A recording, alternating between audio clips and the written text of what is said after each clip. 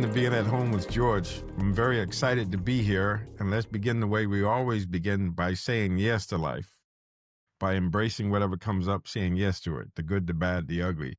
And at the same time, we practice generating the hope, and we practice creating enough space between stimulus and response so we can choose wisely.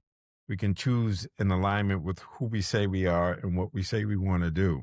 And so, even though we talk about this idea of saying yes to life, it's something that we have to practice. It's not something that happens naturally.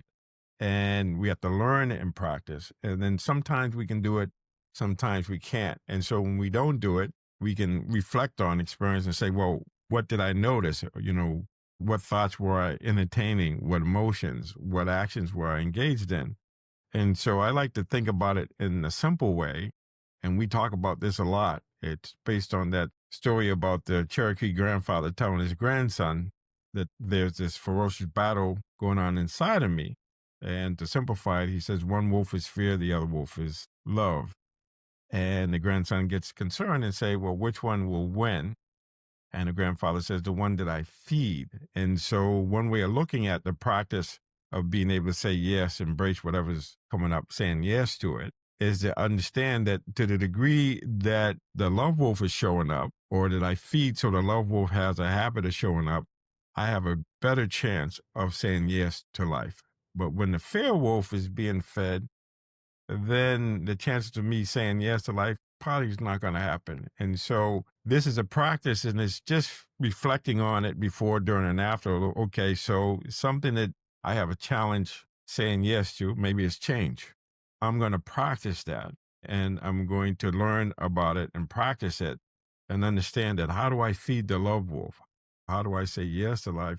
And a lot of that has to do with what my mind is on. And so whatever my mind is on is what's on my mind. So I have this autonomy to entertain some thoughts and not others. So any thoughts of frustration, anger, ill will, greed, sensual desire, those are thoughts that are actually feeding the fear wolf.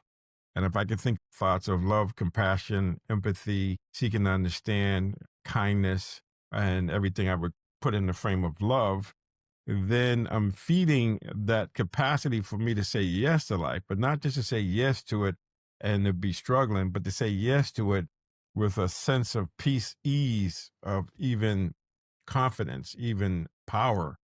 And we have to be clear about what we have our mind on. As Dr. Dre and Snoop Dogg would say, I have my mind on money, money on my mind. That's meditation. So whatever you have on your mind is what you're going to manifest. And so we have to pay attention to that inner dialogue and realize that the thoughts that we entertain have to be in alignment with love. Thoughts that the emotions that we entertain are like enthusiasm, excitement, compassion, seeking to understand, goodwill. Those are the things we have to focus on and hold in mind. And so we can practice that from the time we wake up to the time we go to sleep.